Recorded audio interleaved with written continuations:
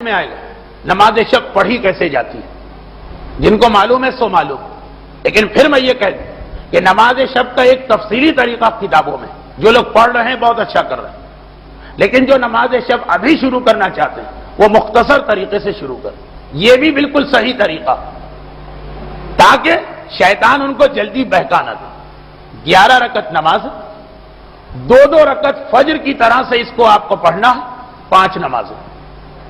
بالکل فجر کی طرح سے، بلکہ فجر سے بھی مختصر کر دیجیے۔ ہر رکعت میں آپ الحمد کے بعد ڈائریکٹ رکوع میں جا سکتے ہیں، دوسرا سورہ بھی نہ پڑھیں تو کوئی بات نہیں، پہلی رکعت میں بھی چھوڑ سکتے ہیں، دوسرے میں بھی چھوڑ سکتے ہیں۔ رکوع اور سجدے میں بھی خالی سبحان رب العظیم و بحمدہ، خالی سبحان رب الاعلی و بحمدہ سے کام چل جائے۔ اس طرح سے 5 نمازیں پڑھے 2 رکعت بالکل صبح کی طرح سے، بلکہ اور مختصر کر کے دوسرا سورہ چھوڑے، رکوع کو شارٹ کرے، سجدے کو شارٹ کرے۔ پہلی 4 نمازوں میں نیت کریں نماز شب پڑھتا ہوں قربتاً اللہ، نیت کی اور 2 رکعت نماز، پھر کھڑے ہو گئے مصلی پہ نماز شب پڑھتا ہوں قربتاً اللہ اور 2 رکعت نماز، اور پھر نیت کی کہ نماز شب پڑھتا ہوں قربتاً اللہ، پھر 2 رکعت نماز، چوتھی مرتبہ مصلی پہ کھڑے ہوئے نماز شب پڑھتا ہوں قربتاً اللہ اور 2 رکعت نماز، 5ویں مرتبہ مصلی پہ کھڑے ہوئے اور نیت کی نماز شفا پڑھتا ہوں قربتاً اللہ، بس خالی نیت بدلی، وہی 2 رکعت نماز، ایک ہی طریقہ، اور پھر ایک مرتبہ چھٹی بار کھڑے ہوئے۔ یہ 1 رکعت نماز پڑھنا ہے، آخر میں آپ کو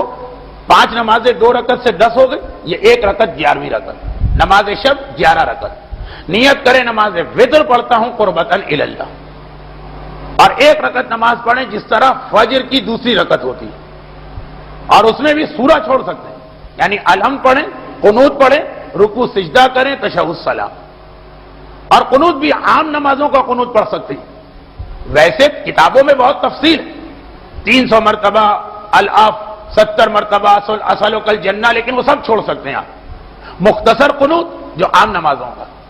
اور بالکل فجر کی طرح سے پہلی 5 نمازیں اور چھٹی نماز فجر کی دوسری رکعت کی طرح، اور سب میں آپ الحمد کے بعد ڈائریکٹ رکوع میں جا سکتے ہیں، دوسرا سورہ پڑھنے کی ضرورت ہے۔ یہ مختصر ترین طریقہ ہے نماز شب کا۔